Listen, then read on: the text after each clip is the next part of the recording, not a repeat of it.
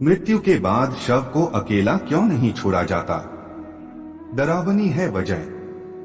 गरुड़ पुराण में बताया गया है कि मृत्यु के बाद शव को अकेला क्यों नहीं छोड़ना चाहिए। इसके पीछे कई धारणाएं हैं।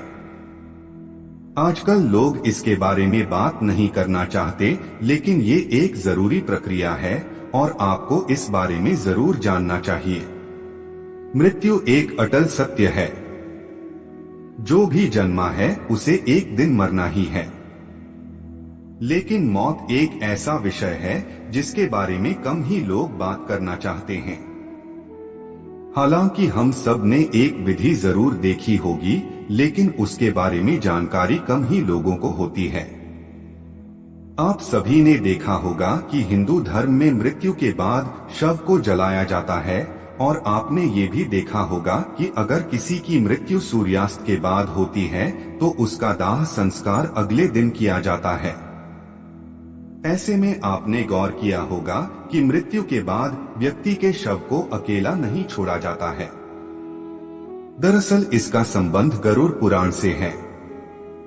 आइए समझते हैं इसके पीछे का कारण।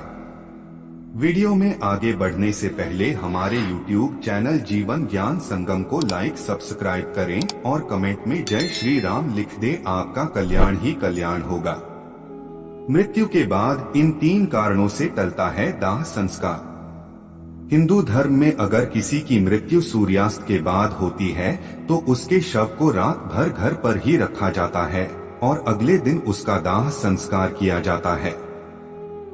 इस दौरान शव को रात भर घर में ही रखा जाता और किसी न किसी को उसके पास रहना होता है। इसके पीछे की मान्यता है कि यदि रात में ही शव को जला दिया गया तो इससे व्यक्ति को अधोगति प्राप्त होती है और उसे मुक्ति नहीं मिलती है। ऐसी आत्मा असुर, दानव या पिशाच की योनि में जन्म लेती है। यदि किसी व्यक्ति की मृत्यु पंचक काल में होती है तो पंचक काल में शव को नहीं जलाया जा सकता। शव का दाह संस्कार करने के लिए पंचक काल समाप्त होने का इंतजार करना चाहिए। तब तक के लिए शव को घर में ही रखा जाता है और किसी न किसी को शव के पास रहना होता है। गरुड़ पुराण सहित कई धार्मिक ग्रंथों में इस बात का वर्णन किया गया है कि यदि पंचक में किसी की मृत्यु हो जाए तो उसके साथ उसी के कुल खानदान में 5 अन्य लोगों की मौत भी हो जाती है। इसी डर के कारण पंचक काल के खत्म होने का इंतजार किया जाता है। लेकिन इसका समाधान भी है कि मृतक के साथ आटे, बेसन या कुछ सूखी घास से बने 5 पुतले अर्थी पर रखकर इन 5 का भी शव की तरह पूर्ण विधि विधान से अंतिम संस्कार किया जाए। ऐसा करने से पंचक दोष समाप्त हो जाता है। हिंदू धर्म में मान्यता है कि व्यक्ति का अंतिम संस्कार उसके बेटे द्वारा ही किया जाए। ऐसी स्थिति में अगर किसी का बेटा या बेटी कहीं दूर रहता है तो उसका इंतजार किया जाता है और शव को घर पर ही रखा जाता है। कहते हैं कि बेटे या बेटी के हाथों ही दाह संस्कार होने पर मृतक आत्मा को शांति मिलती है, अन्यथा वह भटकता रहता है। इसलिए नहीं छोड़ते शव को अकेला। मृत शरीर को अकेले नहीं छोड़ने का सबसे बड़ा कारण यह है कि अगर शव को अकेला छोड़ दिया जाए तो हो सकता है कुत्ते बिल्ली जैसे जानवर उसे नोच खाएं, और गरुड़ पुराण की माने तो ऐसे में मृत आत्मा को भी यमलोक के मार्ग में ऐसी ही यातनाएं सहनी पड़ती हैं।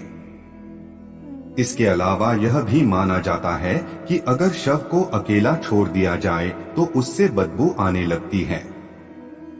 ऐसे में यह जरूरी है कि वहाँ कोई ना कोई व्यक्ति बैठा रहे और धूप या अगरबत्ती शव के चारों तरफ लगातार जलती रहे ताकि शव से आने वाली दुर्गंध चारों ओर ना फैले।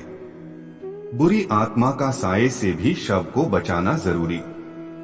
इसके अलावा शव को अकेला इसलिए भी नहीं छोड़ा जाता क्योंकि माना जाता है कि मरे हुए आदमी की आत्मा वहीं पर भटकती रहती है और अपने परिजनों को देखती रहती है। ऐसे में कहा जाता है कि इंसान की मौत के बाद शरीर आत्मा से खाली हो जाता है, जिस वजह से उस मृत शरीर में कोई बुरी आत्मा का साया अपना अधिकार जमा सकता है। यही वजह है कि रात में शव को अकेले नहीं छोड़ा जाता है और कोई ना कोई इसकी रखवाली करता रहता है।